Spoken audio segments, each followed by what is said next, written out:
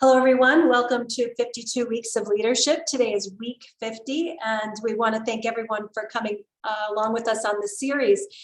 We are going to be talking today about leading the entrepreneur's way, and with us is Tom Murdoch, Clinical Assistant Professor of Operations Management and Strategy at the UB School of Management. He has a lot of experience working in the startup community and is General Manager of the Western New York Incubator Network. He's assisted hundreds of startups in creating more than 500 jobs. He has his MBA from the University of Notre Dame and is active in a number of organizations in our community, including the Business Incubator Association of New York State, the Buffalo Green Fund, the Saturn Club, and many more.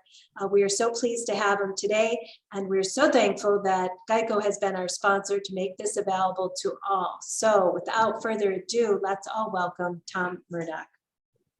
All right. Thank you, Molly. Hi, everyone. Thank you for being here, and thank you for having me. It's a great honor to follow some of the big thinkers and super accomplished people who have preceded me in this series. And if this is week 50, there have been quite a few of them so far. So thanks also to our sponsor, Geico, and to Chloe for having me. And it's kind of interesting. Molly and I were catching up as we were getting ready to go here today. And the global reach of Chloe is something that kind of began a smaller relationship with me for the School of Management, me with the School of Management, that has grown and grown and grown. And Chloe, partnering with Chloe is something that has been super valuable and super transformational in my life. And so it's a lot of good work that Chloe does. So what we're going to talk about today is leading the entrepreneurs away. And as we get into this, I first want to tell you a little bit about myself. And so I'm a clinical faculty member in the UB School of Management. Clinical faculty means that I'm teaching a heavy course load and I'm working with companies in the outside world. And so while your traditional faculty member is adding value for the university and the world by doing lots of research and publishing, I'm not doing so much of that, but I am working with larger numbers of students and large numbers of companies in the outside world. And so that's kind of what I do every day. So let's start with kind of a really basic definition of leadership. And this is something that we've all talked about a little bit before. And if we're here for a talk on leadership, we are at least coming to the table with kind of an early definition of leadership. And so here's one for you. You can see it in writing. And you think about in business, individuals who exhibit these qualities can ascend to pretty high levels. They can be the president or the CEO or the CXO, you name it, right? And so this is kind of a tale as old as time. And then in the 70s, this concept of servant leadership came to be. And it kind of adds to the definition of traditional leadership. And it involves achieving goals by sharing power, by prioritizing other people's needs and developing the people around you, more so than just focusing entirely on the task at hand. And what I'd like to do is add to that another layer to our concept here is entrepreneurial leadership, which is building on servant leadership. And instead of serving employees, we're going to talk about serving customers. And so there are a bunch of ways to do this and to understand what customers need. And it's worth understanding how the good entrepreneurs do this. And what we're going to talk about today is going down that journey of solving customers' problems, understanding what their problems are, and kind of chasing that holy grail, as we say, of product market fit. And that's a concept that we're going to get into. So a little bit about me. I mentioned I'm a clinical faculty member, which means that I teach 3 courses a semester. And at the same time, I spend a full quarter of my time at a minimum working with companies in the outside world. And so I don't want to spend too much time talking about myself, but what is worth noting is that my career has involved a handful of different things. So as a defense contractor with United Technologies in Chicago, went back to school, and then I became a management consultant at Deloitte. And that was in New York City. And at this point, I've been away from Buffalo for 11 years. Buffalo is my home. I grew up about a mile south of North Campus and between the 2 campuses. And I always wanted to come back to Buffalo to work in kind of an economic development role. And so for the last 8 years, I've been at the university. And my job at UB started working in our business incubators. and providing value for the companies in the incubators, helping them grow, helping them address market needs, helping them think through pricing, the legal issues, the sales issues, raising money, all the things inherent with starting a company. And so that's what I've done all day, every day. And through my relationship with Chloe, I started teaching, and that's grown, and that evolved toward me joining the School of Management on a full-time basis. So that's kind of who I am. And we talk about this notion of servant leadership, and entrepreneurs are serving their customers. And let me just give you a couple examples of entrepreneurs that come out of the university. So when we're talking about this notion of entrepreneurial leadership, we can put this in context. And over the course of the year, I interact with probably about 60 entrepreneurs, but here are three. So on the left, his name is Thuru Vikram, and as an undergrad at UB, he decided, okay, I'm hearing all this news about autonomous cars, and I want to pursue autonomous boats, so self-navigating ships. And so that is a big, complex technical challenge. It's a long path, and that's a path that Vikram began as an undergrad with some others on his team, and has since shattered some records in terms of what undergrads at UB have been able to do in terms of raising money for their ventures. So it's a big, complex venture. Then in the middle, you see Dan Buckmaster, who also as an undergrad, and he was pursuing 2 degrees. So he was both an undergrad and a master's student when we first met him. And he put together a company called Tresca Design, which is providing engineering services to the world. And so helping with prototyping, helping with product development, and becoming an engineer for hire. He's got a big team of people working for him now. Then on the right is a guy, Raj Suchak, who is not a UB grad, but came to UB to partner with the university by existing in our incubators. And so his first company was called Cloud 62, which he built up and sold to Huron. You can see he's wearing a Huron shirt in the picture there. And that was a big success story. So built the company up, created a lot of jobs, moved the company downtown, took over a floor of a building, and sold the company, exited, got some money, and in so doing, brought a big corporate anchor to Buffalo who continues to grow and expand and add jobs here. Raj is now on to his second company, which is called Gritseed, and he came back to where Cloud 62 all started, and he's operating in the incubator again. So here are kind of 3 examples of what entrepreneurs can look like, and there are dozens and dozens more. But as we talk about this notion of entrepreneurial leadership, I just want to help you kind of keep those frames in mind. It can be something super big and technical. It can be something pretty straightforward and service-based, and it can be something that's kind of in the middle, as we see with Raj. Okay, so no matter who we're talking about, this is something that I start with at the beginning of most semesters, this notion of the founder's dilemma. Do you want to be king, or do you want to be rich?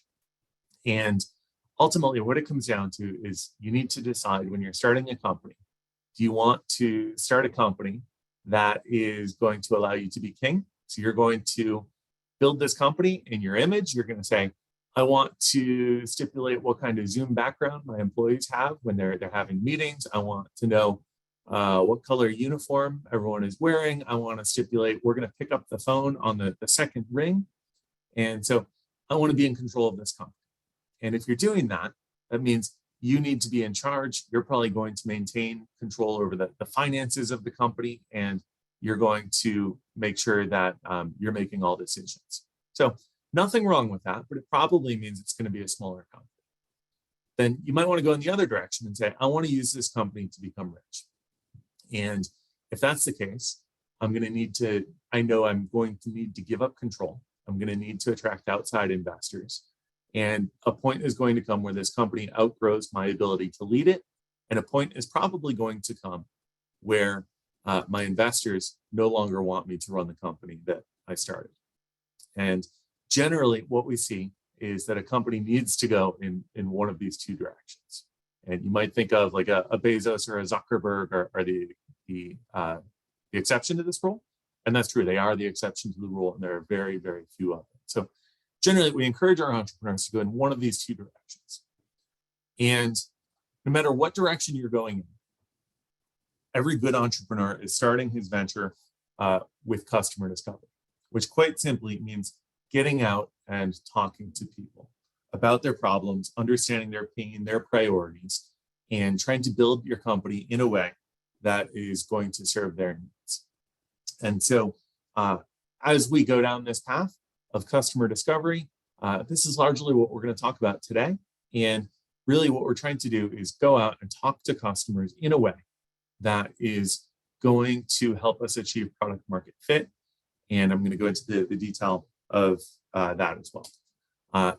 We only have a short time together today, but one of the great thinkers in this space of customer discovery, his name is Justin Wilcox. His website is teachingentrepreneur.org. And if you want to dig deeper on a lot of these concepts, teachingentrepreneur.org is a fantastic resource to do exactly that.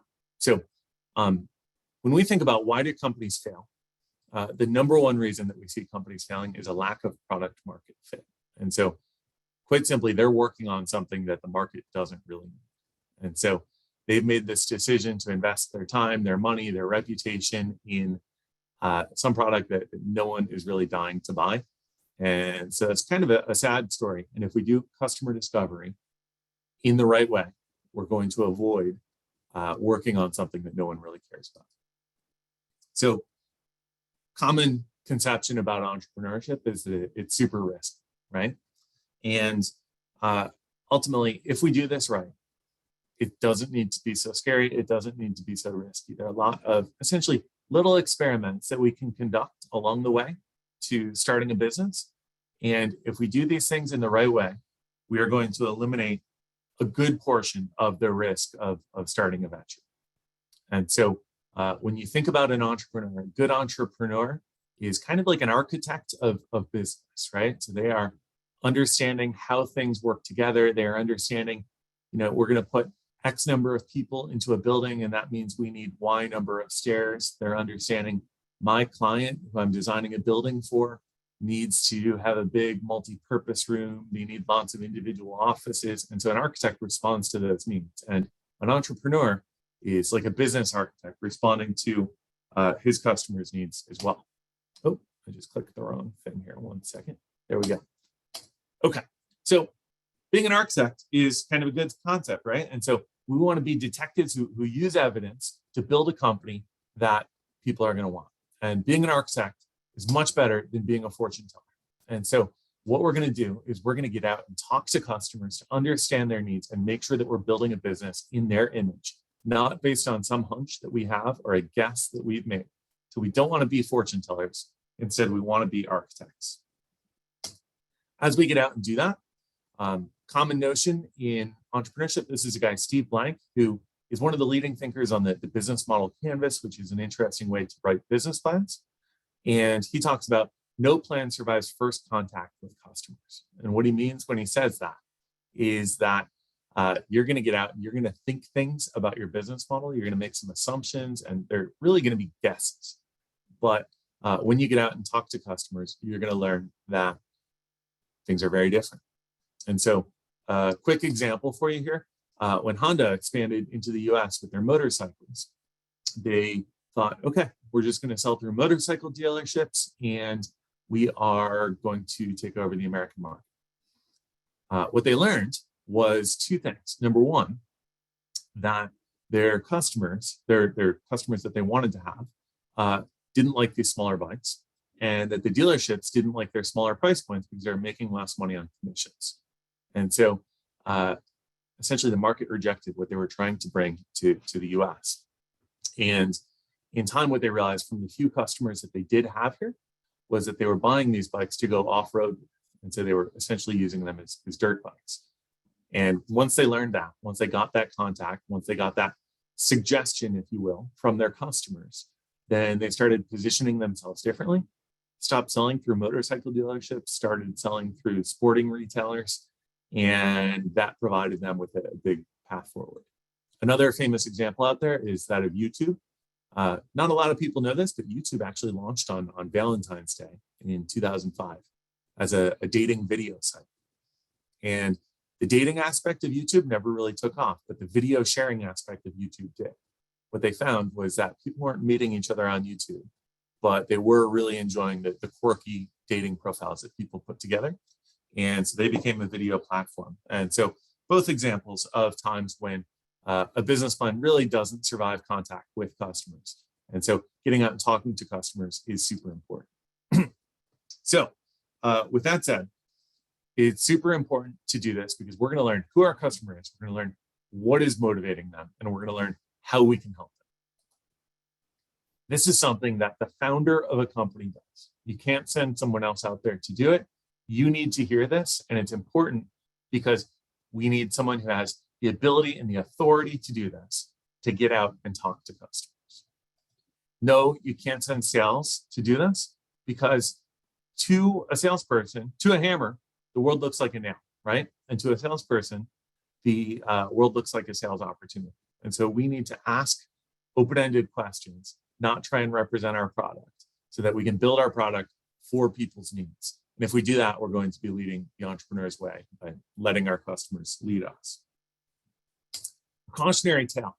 When I give this presentation in my classes, I show a picture of the entrepreneur, but given that this is a bit of a public forum, we're going to anonymize this person. And so pretty strong entrepreneur who came to us in the incubator and started their company. And we said, okay, you need to get out and talk to customers. And he hired a salesperson to do that. And so paid the salesperson a pretty good salary, about $80,000. And after a year of paying the salesperson, nothing against the salesperson, right? But after a year of paying the salesperson $80,000, no sales had been made. But what they had was a whole lot of suggestions from potential customers on how their product could be different. And so if the entrepreneur had gone out and done this, he would have saved himself $80,000 plus benefits and a whole lot of time, and built the company in a way that was responsive to customers' needs. So super important. So getting out and talking to potential customers is oftentimes really scary for my students. And so oftentimes they're worried, they're going to say the wrong thing, or they're going to have the wrong kind of interaction, and they're going to set a relationship off on the wrong path. This is something that induces anxiety. It's nerve inducing. What if I look dumb, right? And the good news is that this is a pretty straightforward process. There's essentially a script that we can follow, and we're going to talk about that script here today. So we're going to practice, right? You think about, I'm going to try and move quickly here so that we can cover a good bit of information. But think about someone at home, and maybe it's a friend, a boyfriend, a girlfriend, just an acquaintance, and we're going to ask them some pretty basic open-ended questions. We're going to say, how was your day? They're going to answer. And then we say, what was the hardest part of your day? Say, oh, that's interesting. Why was that hard? Feels a little redundant, but we're digging for information. Do you have this challenge every day?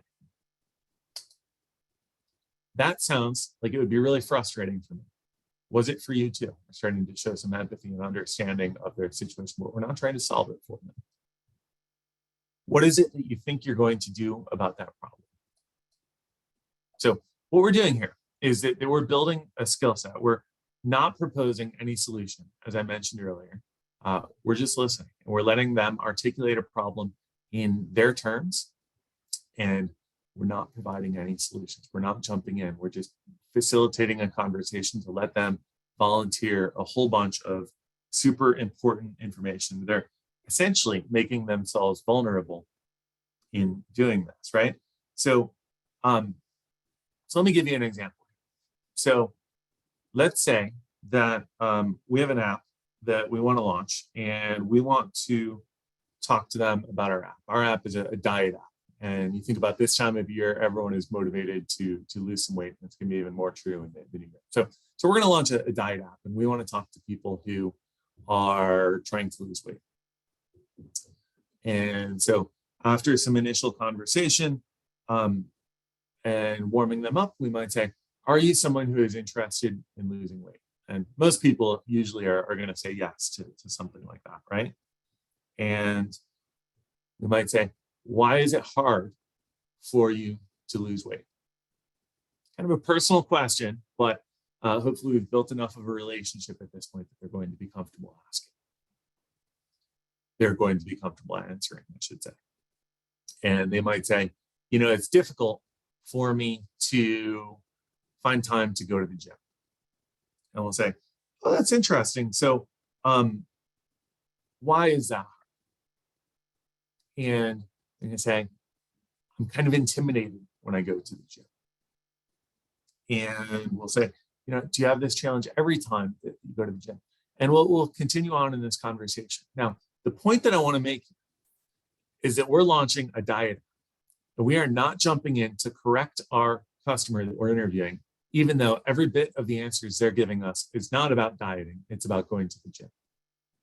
And so, key point here, we're letting them answer the questions on their terms. We're not correcting them and saying, oh, I only want to talk to people about diet apps, because then they're going to start to give us false answers about diet apps, either to make us happy or to just get through the conversation. So important points, and we're going to move on to some more examples.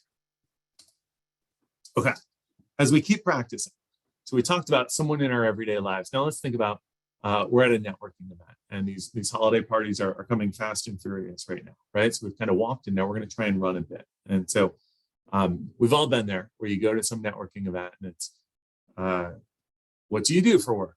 Accounting. What do you do? Right? Not very interesting conversation. And so let's use these principles of customer discovery and asking the right questions to try and have a better conversation to get us some skills and practice as doing some customer discovery work. So what are you working on? And they might say, you know, I'm with Geico. We're the sponsor of 52 Weeks of Leadership at UB, and we're implementing a new system right now for our employees' CRM system.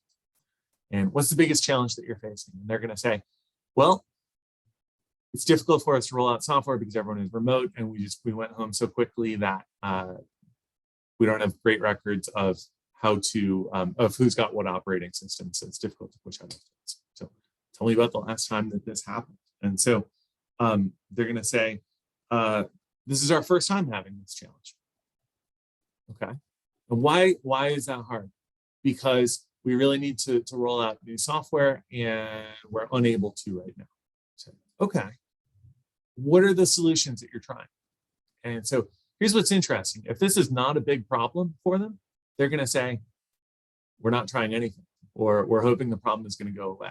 But if they say something like, we've hired a full-time employee to address this situation, they're telling you this is a big problem for them. And if a potential customer is admitting that something is a big problem for them, if they're volunteering that to you, we know, okay, this is a problem that they have some pain, and this is the kind of thing that we want to solve. So some themes here. No, this is not so scary. We're genuinely being curious about other people. We're digging for details, right? It's especially good if we can get to people's emotions. We're going to keep asking more questions. We're doing everything possible to avoid making suggestions. Remember when we had a diet app and people wanted to talk about exercise, we let them talk about exercise. And our big goal is to let them feel safe sharing vulnerable information. So, is this scary? No, people like it when others are curious about them. And when we're doing this, we're showing interest in them. We're hearing their language and their words. We're seeing how they describe their problems, and we're learning what they've already tried. And so we're showing interest in other people and trying to build a business accordingly. So we are not going to someone and saying, hey, want to buy my new pants that I designed? Instead, we're saying, tell me about your wardrobe and what you don't like about it. And people might volunteer for us. You know, now that I'm wearing a mask, I'm always hot, and so I want clothing that's going to breathe more, right? So as we do that, we're trying to achieve product market fit, which means that we're putting together a product that is based in market need. And so we are looking for a product that solves a market need and not looking for a market that solves the product that we want to launch.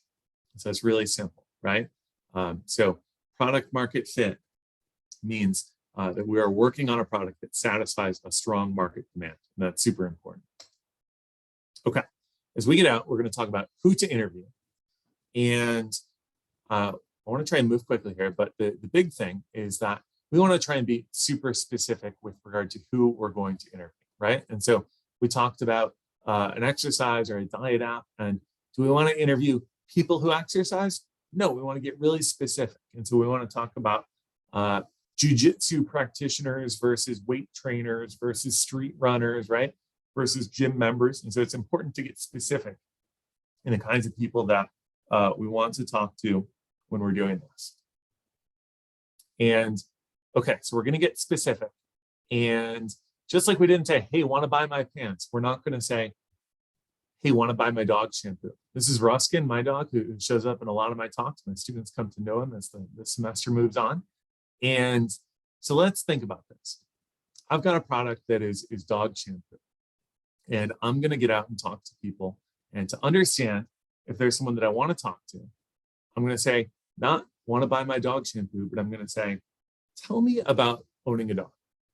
And they are going to give me some information. Then I'm going to say something about what are the hard parts of owning a dog? And I'm going to say, I feel bad when I come home from work late. It can be expensive when you have a medical bill. It's tough to find a babysitter when I go out of town. And notice at this point, I've listed 3 big things that are tough about owning a dog, but I haven't said my dog smells and I need a better shampoo. And so odds are I'm probably not the best person to interview when you're trying to launch a new dog shampoo, right? I want to skip through this to get us more quickly to the end. But we talked about what are the questions that we want to ask. And what I want to kind of do is summarize it at this point and bring us home. So say, tell me about the last time you, example, needed to buy dog shampoo. And then as we saw before, we're going to dig in deep. What was the hardest part about that pain for you? It's a tough question to ask, but if we're confident in doing it and have built a relationship, we can get some good information. Why was that hard? Again, it feels redundant, but what we're looking for is emotion. We're trying to get to some emotion. We're trying to make them feel comfortable sharing the emotions associated with their problem that they're experiencing. How do you solve this problem now? Trying to get them to tell us, is this important to them or not? Are they proactively trying to solve the problem already? And what is not so great about that solution? So, to conclude, some ground rules here. Number 1, there's no pitching. And I talked about, we can't say, hey, want to buy my new pants that I designed, right? The second that we start pitching, people are going to put cards up or just going to volunteer bad information for us. There are no ice cream questions either. So we're not going to waste the valuable time we have with simple questions that we know the answer to. So if I were to say, hey, want to get some ice cream? Everybody says yes, right? And so no ice cream questions. We're going to pull information out of people, not push it. Remember, someone told us they wanted to talk about exercising, but we want to have a conversation about dieting. We're going to have a conversation about exercising because that's what they want to talk about. Hearing something one time is great and super valuable and should be something that we go and investigate further, but an N of 1 is not something that we're going to build our whole business on. And then also hearing about concrete examples that people have had in the past are great. Hearing what someone intends to do in the future doesn't really help us so much. In the future, we lead idealized versions of our own lives. And so if I were to ask you, how are you going to eat tomorrow? You're going to tell me you're going to eat super healthy. And if I asked you how you ate yesterday, odds are you probably had ice cream for dessert, right? So we're going to think about the past and not about the future. Bonus points if we can get to emotion. If we can go through this cycle of asking questions with someone 3 times, that's really good. If we can say, tell me about another time that you experienced this problem, that's going to be super valuable. And we want to keep trying to ask why. So why was that hard? Why did you do it that way? Why did you find the money to purchase something? Why is the world like this? So keep asking why. That's super important. So our final takeaways here are that the best entrepreneurs let their customers lead them. Customer discovery is a skill that we can learn, and it transfers well beyond entrepreneurship. Anyone can and should be doing this in their business career. And lastly, specificity and focus are super important for entrepreneurs in talking to customers and in trying to meet their needs. So with that, I'd like to thank you folks for your time and for having me. And I think Molly wants to jump in here and take us home. Oh, thank you so much, Tom Murdoch, for helping us understand a day in the life of an entrepreneur and ways to stand out as a leader.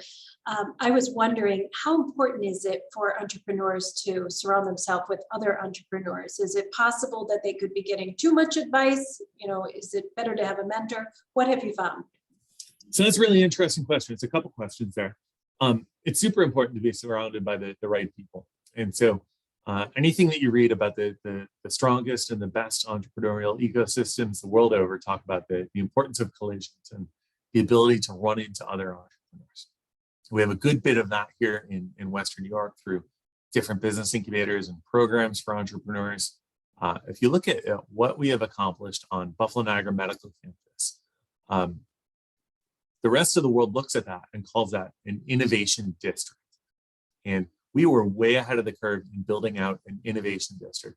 Institutions coming together in the same pace, providing space for people to run into each other, to collaborate, providing programs that do the same things. And so that is something that we don't always give ourselves enough credit for, but we were way ahead of the curve in Western New York on. And that is enormously valuable for entrepreneurs to have access to that. And I guess, yeah, that's kind of really an important thing. And it's something that people do have access to here in Western New York.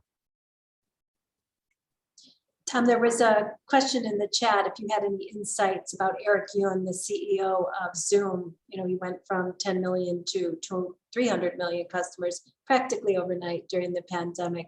Have you looked at other leaders like him, and are there any insights you'd like to share? Yeah, so it's really interesting. I don't know a whole lot about the specifics of Zoom, but that was a company that experienced a whole lot all at once, right? And so it's kind of interesting. I was a Zoom user before the pandemic. And so part of the reason that I was using it is I coach entrepreneurs on their pitches. And those that were competing in the 43 North competition were using Zoom to do that. And so we got on Zoom because we were responding to the needs of our customers, essentially. So I had my own little private paid Zoom account. And you think about middle of March of 2020, when we all went home. At UB, we were a WebEx school, right? And so for that first couple of weeks, we were doing things on WebEx, which is kind of painful for a bit there. And eventually we went on to the Zoom platform. Zoom, in March of 2020, their business was absolutely exploding in a good way. And when UB shifted, I canceled my personal Zoom account because I had a work Zoom account. I got a call from their customer service people, their customer success people, wanting to understand why Zoom wasn't working for me. And so in that period of enormous instability and enormous growth for them, they were still taking the time to get out and talk to individual customers, not on their way in, but on their way out, to understand how they could be better. And so that really says something about the value of talking to your customers and how they have done things the right way. And in this sea change environment where everyone has shifted online, they've really proven themselves to be the winner. Thank you, Tom. Great story. And thank you for the great work you do. Next week, we're going to have Tim Maines talking about the focused leader, and I hope you'll all join us. And after that, we're going to do a wrap up of the year with Jim Lemoyne and I hope you'll join us for that too. If you'd like to see any of our episodes, they're on our website, including a new bonus episode on challenging the Great Resignation that Professor Jim Lemoyne just added last week. So take a look and always let us know what you think. We have some plans in place for next year's 52 Weeks of Leadership, which will be revealed soon. So hope you'll join us. Everyone have a safe, happy holiday season, and we'll see you next week. Thanks again, Tom. Thanks, everyone. Thank you, everyone. Thank you, Molly.